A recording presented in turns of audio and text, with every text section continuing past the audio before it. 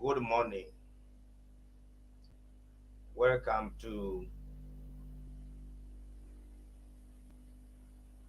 lesson the lesson on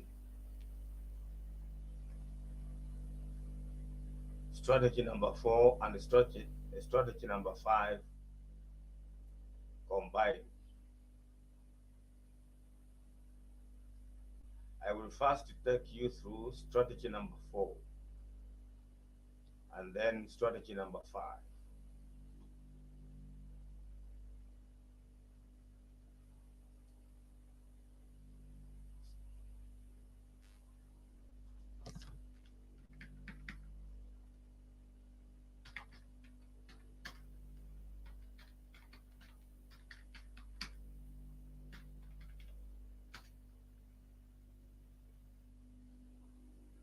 Strategy number 4 is about staff inclusion.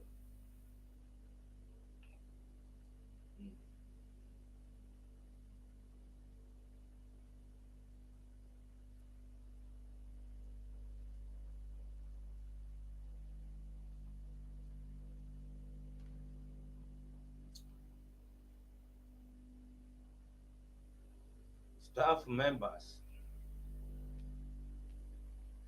must be fully involved if a company or a government is to succeed in its fight against corruption.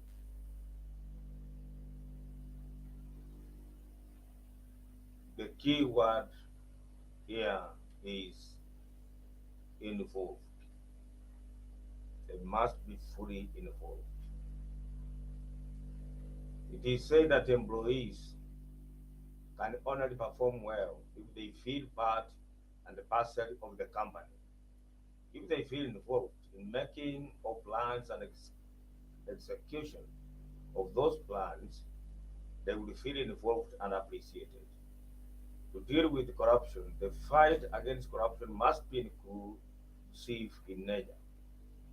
Staff members must be fully involved if a company or government is to succeed in its fight against corruption. This brings us to the lesson on staff inclusion or staff inclusiveness. This is strategy number 4.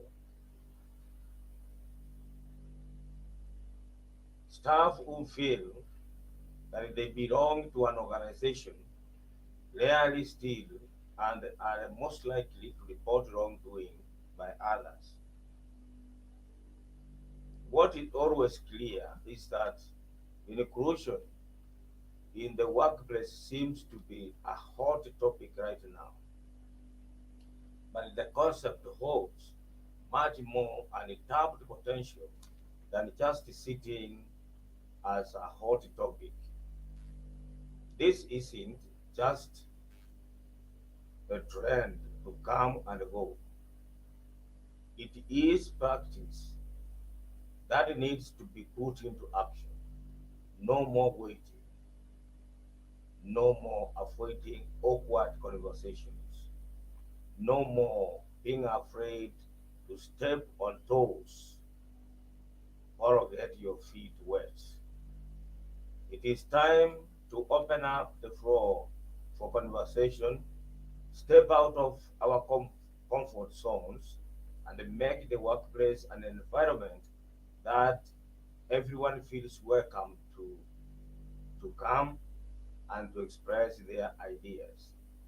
Inclusion in the workplace is crucial to growing and sustaining businesses and our workforce. Not only does it also help with your company's bottom line.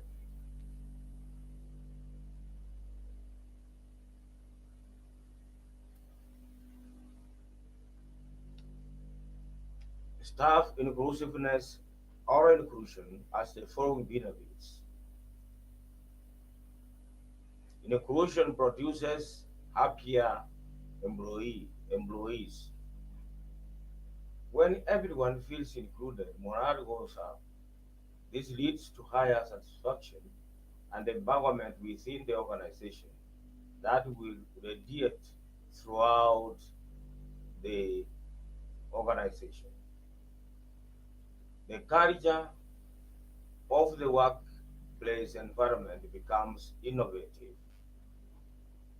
In homogeneous workplaces, there is a culture that promotes new growth and a diverse way of thinking. It produces an environment of ingenuity,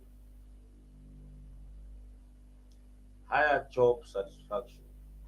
When you feel valued for your work and contributions, you are going to be more satisfied with your job. Appreciation is an incredible motivator, and it doesn't always mean giving away more money. It can be as simple as recognizing the individual for their hard work and dedication. Many companies do this well for their star executives, but what about their star administrative assistants or technical gurus? Lower, lower turnover. If you are recognized and appreciated and you can see that the work you do is valuable, why would you want to leave? People leave organizations that they feel are taking advantage of them, but inclusive organizations don't do that. Inclusive organizations find ways to visibly show how much they value all contributors, and that is what will keep people there. Higher productivity. Inclusive organizations help increase productivity in individuals because they are motivated and know their work is appreciated. In an environment where employees feel their work will be ignored, there is no motivation for an employee to find ways to work smarter. But when the work is visible and valued, people are motivated to do even better, not just for themselves, but for the company. Higher employee morale. As we learned recently, happiness is somewhat contagious. By being inclusive and valuing everyone, employees are more likely to be happy with their work. And if the people around you are happy and satisfied, any given individual is more likely to be happy as well. Improved creativity and innovation. Diversity of people brings diversity of thought, which brings diversity in ideas. And when you combine these various ideas together, you may find the creative solution or next breakthrough innovation that would never have been discovered without different minds working together. Improved problem solving. There are two common ways a problem is solved. Number one, having seen a similar problem before and reapplying a modified solution, or understanding the challenges of the problems and then coming up with a creative solution to fix it. Having diverse backgrounds improves likelihood of both. More diverse experiences means improved chance of someone having resolved a similar problem before. And we know from being a bit number five that inclusivity helps foster creative ideas that could solve the problem. Increased organizational flexibility. The world can change rather quickly, and the best organizations are those that can adapt to that change. An inclusive organization is flexible and can adjust to the world's changes because it is diverse, collaborative, and the constant communication allows people to move from one role to another with greater speed and skill. As conditions change, the inclusive organization can change along with them. Better employees. The long-term benefit, the long-term benefit of staff inclusion is that they create attractive and retain the best employees. They create them through improving problem solving skills and encouraging constant growth and improvement. They attract them because people want to work for a company that is high performing, values diversity, and has high employee morale. They retain them because the company grows, people feel valued, and they are happy. They are happy with what they do. All of that means better employees, which means better results for the company. Other benefits of staff inclusion. There are some other benefits to being an inclusive organization, each complying with the law. But the ones above are the ones that will truly lead to results. Creating an inclusive organization isn't just the right thing to do. It makes business sense, and the sense is what business is all about.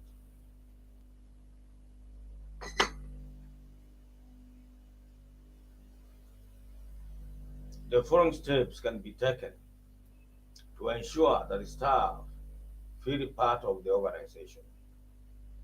Number one, recruiting the inclusion of staff committees, respective of their seniority in the organization.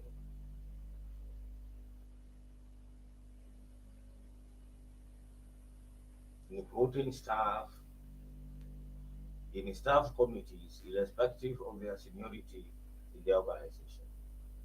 Staff should be given participation opportunities in the organization's committees. Participation in a committee like staff welfare should accommodate some of the lowest cadres of staff, like cleaners or messengers, and even allow one of them to serve in a leadership position. Who said that a messenger or a company driver cannot chair such a committee?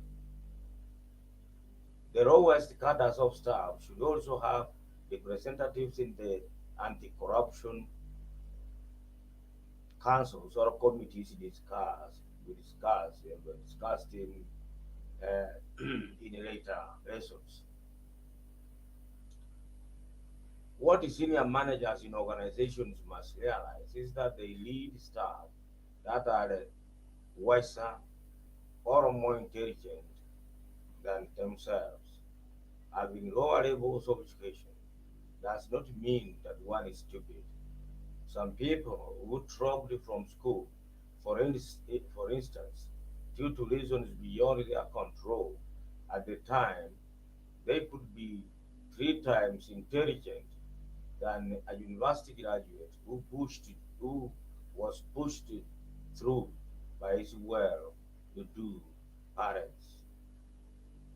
When such staff are so recognized, they feel very well and can help the organization in a great deal since they are most likely to defend the organization against wrongdoers.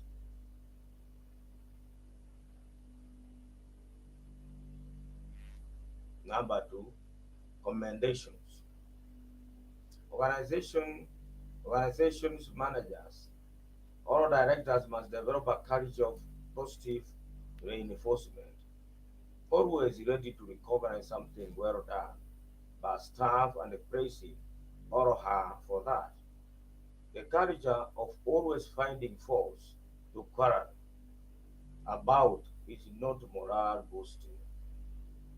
According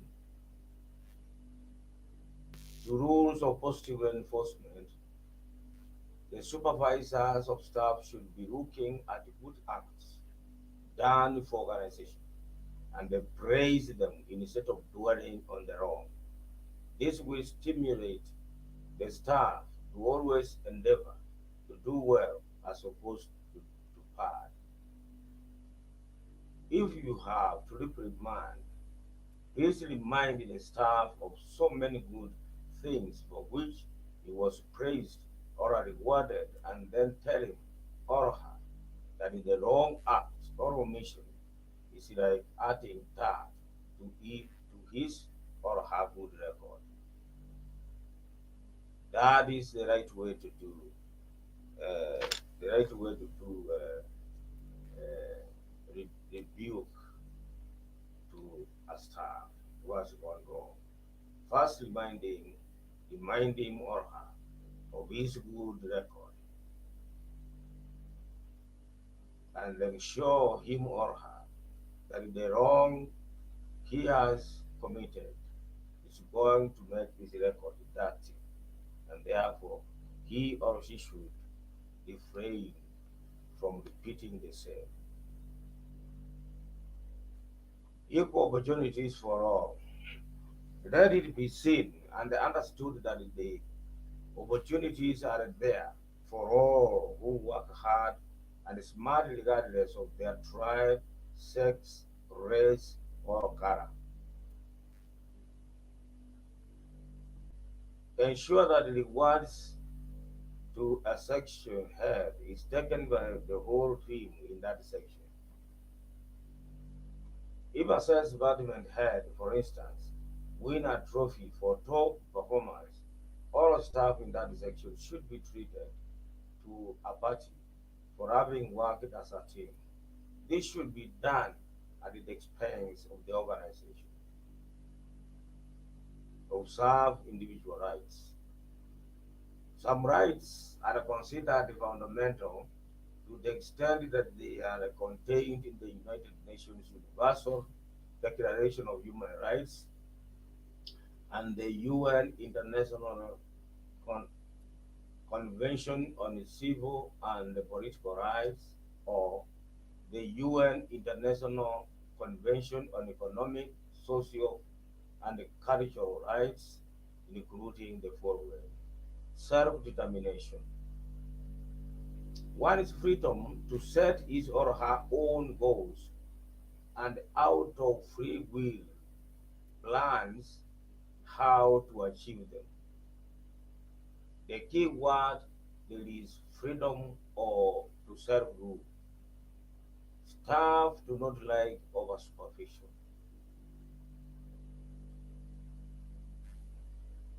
They enjoy being let free to plan and execute their actions that will achieve their targets. Liberty. Employees should be given freedom to do whatever they wish as per policy without exercising too much control on them. Due process of law. All employee disciplinary cases must be seen to be following due process of the laid down policies, procedures, and according to the law of the land applicable thereto without discrimination. Freedom of movement. There should be no undue restrictions of movement within the workplace. Staff should be left to enjoy their right to move around and socialize with other employees. Freedom of thought and expression. Employees should be encouraged to think freely and express themselves in whichever way they deem fit, but within the rules and the regulations as per the law established or as per the policies of the organization. The free expression of ideas or of views is a fundamental human right of any individual.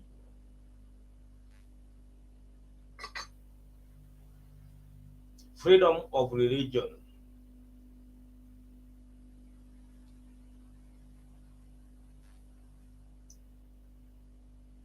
Staff should be left free to worship the way they wish, and one day a week should be given to them to attend worship shrines, temples, churches, mosques as they wish. Peaceful assembly. Employees have the right to peaceful assembly, freedom of association.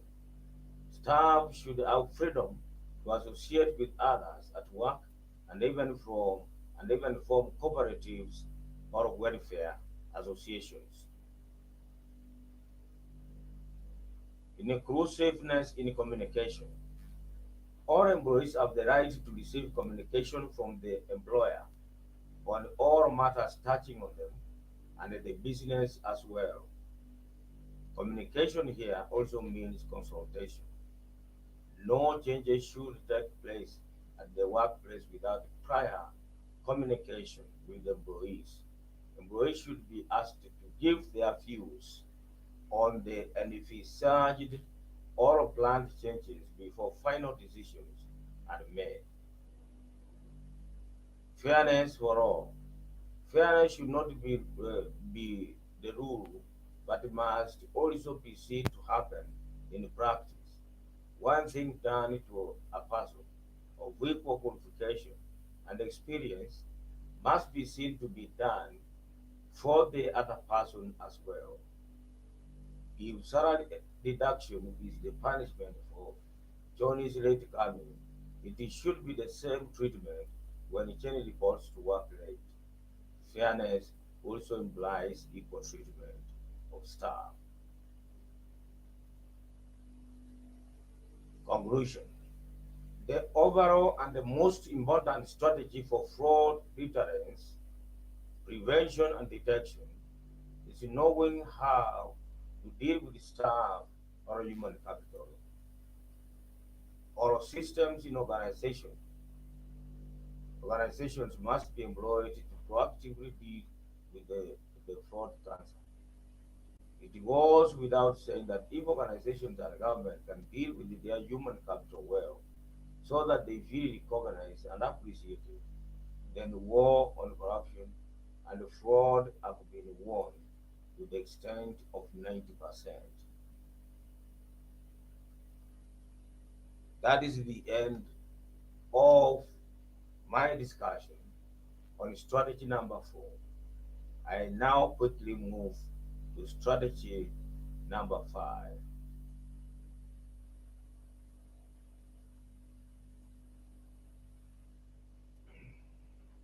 Strategy number 5 is about the use of creativity, or rather, going out of the beaten track, going out of the routine, breaking the routine. Use of creativity is a sure way of getting fraudsters off guard.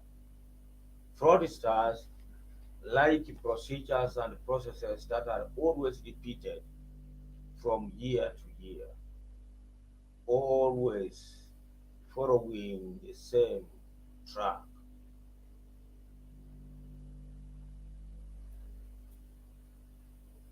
Fraudsters and corrupt individuals spend almost 24 hours a day strategizing on how to achieve their evil plans. To counter such an individual, the investigator must be several steps ahead. Investigators, investigators must be very creative and innovative in their approach towards fighting corruption.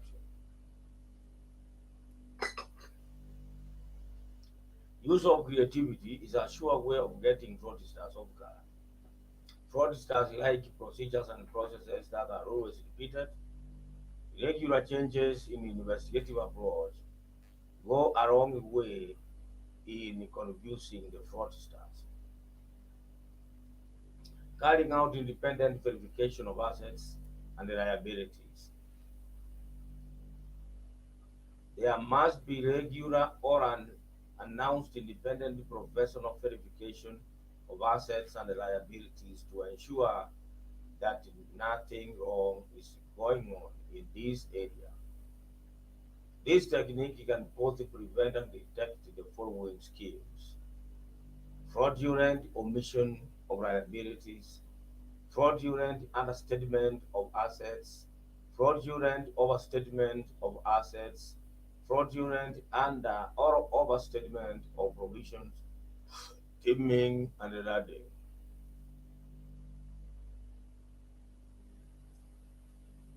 Fear of losing contracts. When you are carrying out your forensic audit, be fearless.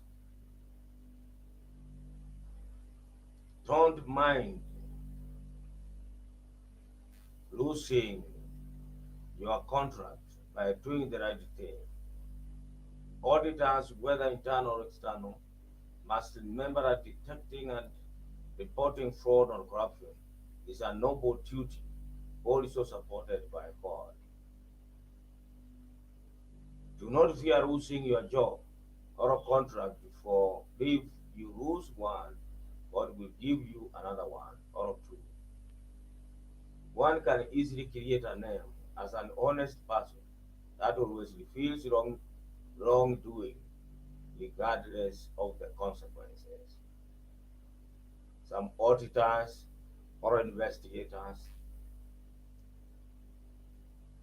fear losing contracts, especially when they find that what they are investigating is touching on the person who hired them. It's better you lose that contract rather than cover up wrongdoing. Avoid repeating processes or procedures. Following same procedures and processes over and over again is fodder for the criminals. Changing tact is the way to go. Try to use different procedures all the time. Use creativity. Be creative and artistic in carrying out forensic auditing procedures. Create new investigative procedures all the time. Undercover investigations. Using secretive and unannounced procedures is the lethal weapon against white collar criminals. This, however, must be done as per the law of the land where the investigation is taking place. No investigation procedure should be carried out against the available law. How can creative, independent verifications of assets and liabilities assist in the prevention and detection of fraud? It is difficult to draw a line in regard to creative accounting practices because of the complexity of business transactions, which make it difficult to detect misstatements or omissions. GAP offers various accounting methods for companies to choose from, and which method a company adopts will depend on the nature of its business.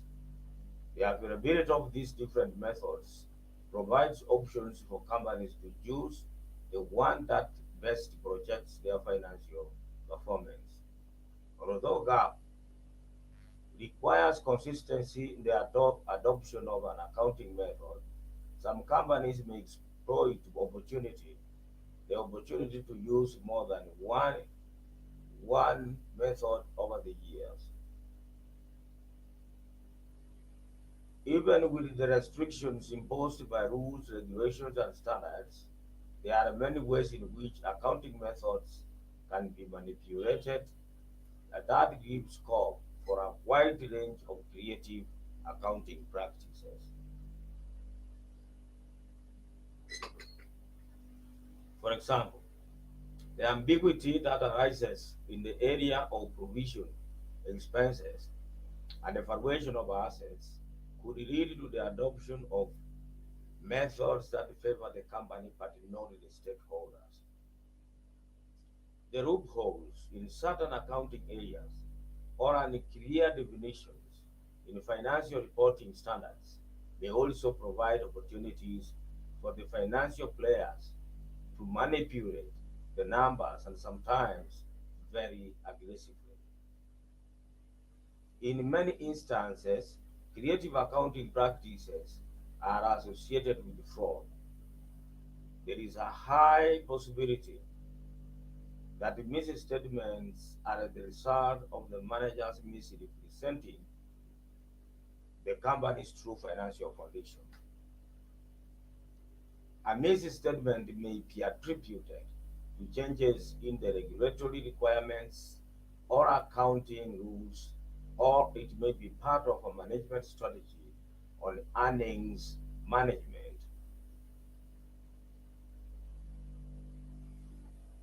Management has a strong incentive to manage earnings in order to maximize its compensation, particularly when compensation is based on measures of earnings.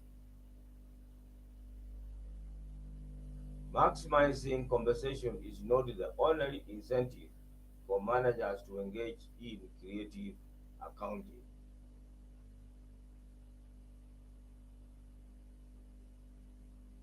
Conclusion. So as we can see, innovative ideas can have a substantial impact on the reducing corruption around the world, and the most effective ones actually remove opportunities for corruption from the process automatically.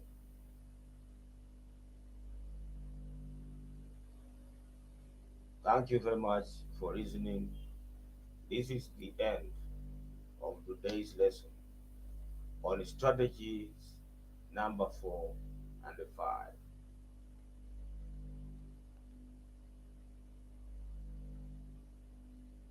In almost 10 to 12 hours from now, I will be coming online again to discuss strategy number 6. Thank you very much and welcome.